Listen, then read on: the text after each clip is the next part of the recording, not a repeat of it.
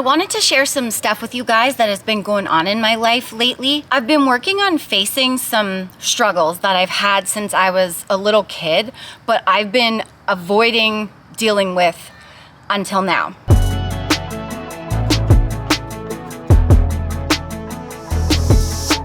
I want to share them because I know I'm not the only one that struggles with these things, and maybe it'll help somebody. And my head has been on me telling me, like, you're gonna turn 40 and you're just dealing with this now, like, what's wrong with you? But I'm ready when I'm ready. And one of two things, I am a really bad people pleaser. I have struggled with this since I was really little. I've sort of dealt with it, but never in the way that I have lately. And it's really uncomfortable, but I know that I need to do it or I'll never heal from it.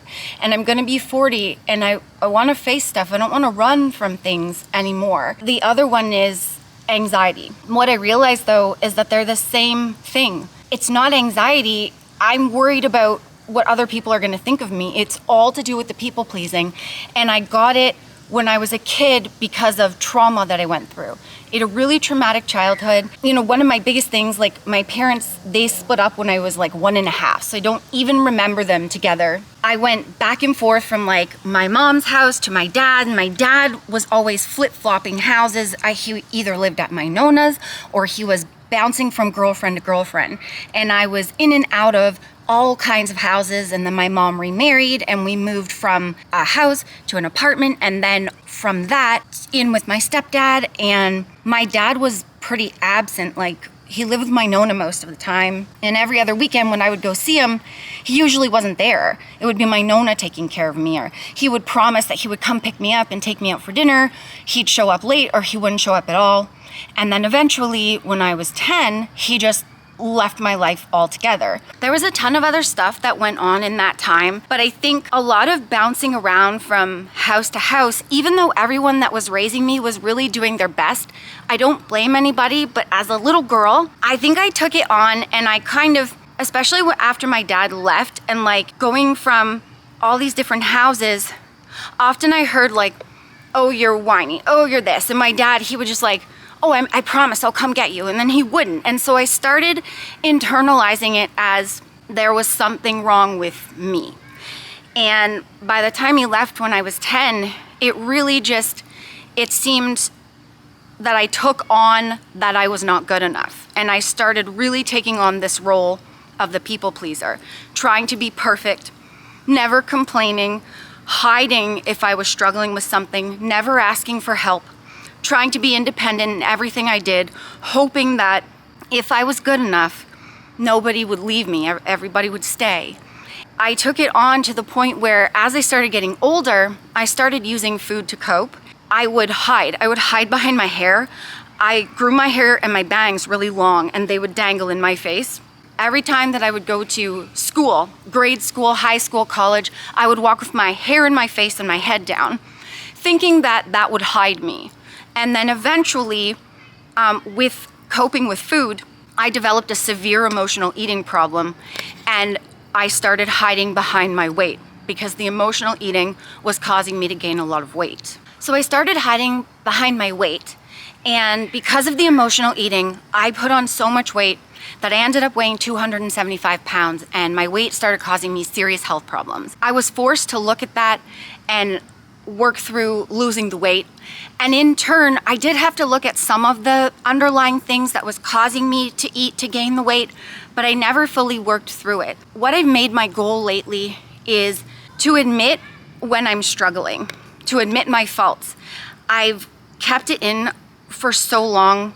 Even if I need help, like Sassy, my husband, Kyle, he's my best friend, but I take on, like, I feel embarrassed. Like, if I tell anybody that I'm struggling with something, or I don't understand what they said, or I don't know how to work something, I feel like they'll think that I'm not good enough and they'll leave. And even though I know as an adult that that won't happen, but it's like I thought I sealed that role as a child, and I've been carrying it on ever since. And I realized a part of me has been keeping on that role of people pleasing and worrying and not looking at my faults, not admitting that I'm human and I make, mistakes sometimes, or sometimes I don't get something. I sealed that role, and I didn't want to deal with it because I thought that kept me safe. Even though it sounds funny, it was like me hiding, me not sharing fully myself with people would keep me safe, meaning I was hiding behind my hair, hiding behind trying to be perfect, and nobody would see that I'm human and I act human and leave. Facing that meant that I'm putting myself in a not safe zone. It's like I was so used to being ashamed of myself and feeling guilty that it was scary to leave that and start feeling confident with myself. And so I've been facing things. If I didn't understand, today I didn't get something, and I asked for help. At work today, there was a few things that went wrong. I needed a timer for something, and it was new, and I didn't know how to work it. And normally, I would hide it. I would avoid using the thing and just pretend that I didn't ever need it. But I needed it. And today I was like, you know what? Why don't you just ask somebody and say, you know what? I need help. Like, I don't get it. And I just went over and I made a joke about it. I was like, I don't know why I don't know how to work a timer, but like, can someone help me? And then another thing was the air conditioner was broken. And today is like one of the hottest days we've had in a really long time. And normally I would keep inside that it was hot. I wouldn't tell anybody because I thought it meant I was complaining, and that would make me a whiny little girl from my childhood trauma. And so I always keep those things inside. And I admitted it. I said, yeah, it's hot. It's really hot. I don't know how to work this. Oh, I'm sweaty. All these things that sound so silly, like Sassy and we went for a walk last weekend, and I wear like a sports bing and bike shorts, and I have PCOS, so it sometimes can make me really bloated. And whenever we walk by people, I'll hold in my stomach, hoping that maybe they'll think like that I'm a fit girl and slim. And I know this sounds so funny, but I always get worried because when I was little, I got a lot of comments about my belly being big. So I'll hold my belly in when I walk by people, but I have a bit of a belly. PCOS, I hold more belly fat, and I can't help it. Sometimes I get bloated, sometimes my belly's puffy. I held my head up, which I've only been doing for the last few weeks, holding it up when I walk in public because I'm so afraid to look at people in case they think that I'm not good enough. I held my head up. I pretended that the people we were walking by, there was a couple walking by and they looked really fit, and I was like about to suck in my stomach and look fit. And I remembered, you're allowed to just be Nicole and just have the body that you have. It's okay. I held my head up, and in my head I said, these are my friends. And I walked by, I looked at them, and I said, hi, like they're my friends. And I had my belly normal, and then I walked by and I was so proud of myself because those are things that might be little to some people, but to me they're so big, is just being me. Being okay in the body that I have with loose skin, a little bit of a belly. I've lost 130 pounds. I've kept it off for 8 years, but I still get sometimes feel bad about my body. I think everybody does. I think that's normal, but I'm trying to own who I am and not hide. And if there's anybody out there that is a people pleaser, which I know there are a lot, and you are afraid to admit that you're struggling with something or ask for help, or you're always trying to be perfect, you don't have to be perfect. You're good enough to just be who you are, and let those that love you for who you are love you and help you when you need it, and just be there for you when you need it, and you be there for yourself because you're good enough for that. The other thing, going back to that timer that I didn't know how to work, I often take on that it's my fault. So like if something happens, I'll immediately feel bad like I did it. And oftentimes it has nothing to do with me. It's just since I was little, I would take on, I call it like the bad girl. I feel like I'm a bad girl, like I did something wrong all the time. But actually I couldn't work the timer because it was new and the person forgot to put batteries in it. And so if I hadn't have said, hey, I don't know how to do this, I would have never realized, like, it's not because there's something wrong with me. there was just no batteries in it. So if you don't speak up for yourself, you might be taking on thinking that you're doing something wrong when actually you might actually just not be getting it, or there might be something missing from what you're trying to figure out. And somebody can just come in and go, there's nothing wrong with you, there's just something missing here. Another thing is, when I was 16, I started working out by myself at the gym early in the morning. And it was like, because I would go there at like 5 in the morning. There was only like the same 5 people every single day.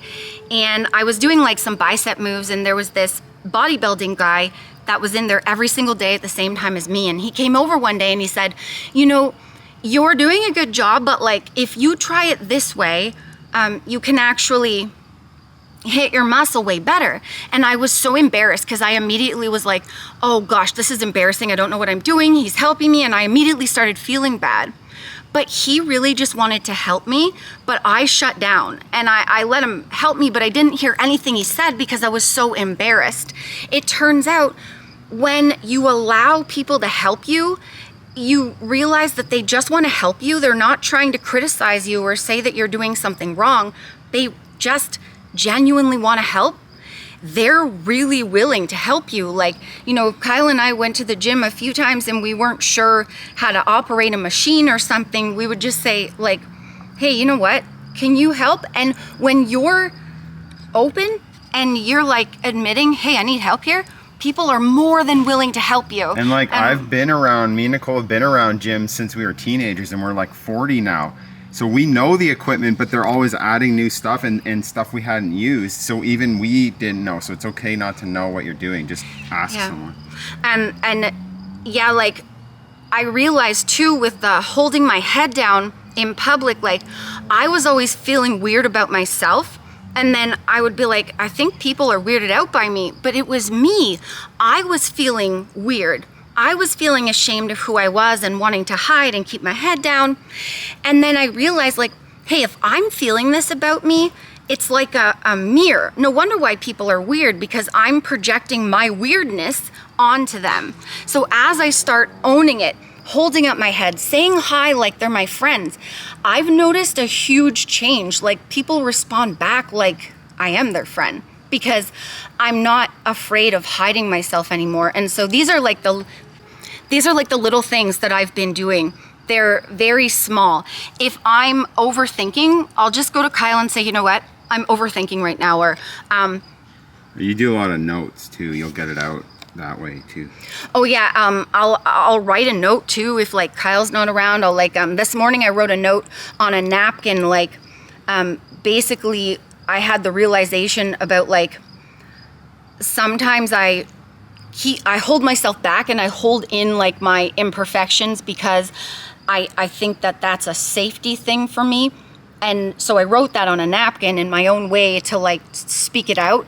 And so when I'm, I came home and I said to Kyle, like, oh, I held my head up today. I said when I was hot, I'm like trying to just do little steps. If I'm embarrassed of something, I try to say it. Like I had to go get toilet paper at work and I was embarrassed of carrying it. And then I seen somebody and normally I would try to hide it.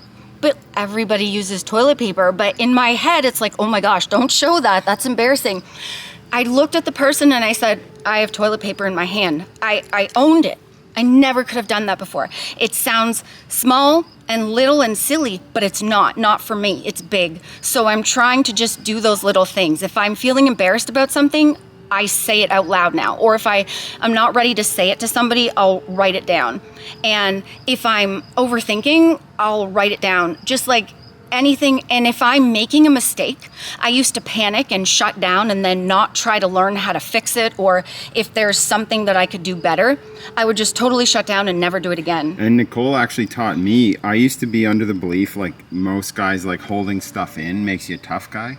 It actually makes you weak, because in reality, you're afraid of people's opinion of what, you know, you're afraid they're going to judge you about what you're going to say. Yeah. So really, if you hold stuff in, it doesn't make you tough.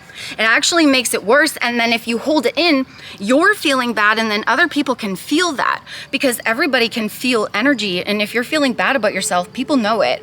I've been learning that as I change my energy about how I feel about myself. But the point is that holding it in, it just gets worse. And then I'll totally shut down. And like, Kyle's been trying to teach me how to do this certain back move literally for years. And he's so patient with me, and he teaches it in such a good way. He's such a good teacher, but I shut down all the time. And it has nothing to do with the actual back move or Nicole's ability. It's her mind just shutting off when the character perceives criticism. Yesterday, instead of immediately going, oh, I'm a bad girl, I'm never gonna figure this move out, Kyle worked with me for probably 40 minutes.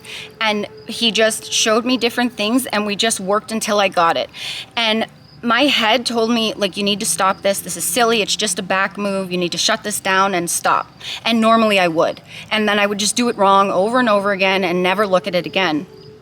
I realized yesterday, with all the work that I'm doing, it's not just a back move. If I don't tackle this and allow myself the space to make mistakes and try to figure it out, even if I don't succeed, that it will go all over my life. I'll shut down everywhere. And then I'll just be by myself in a corner hiding.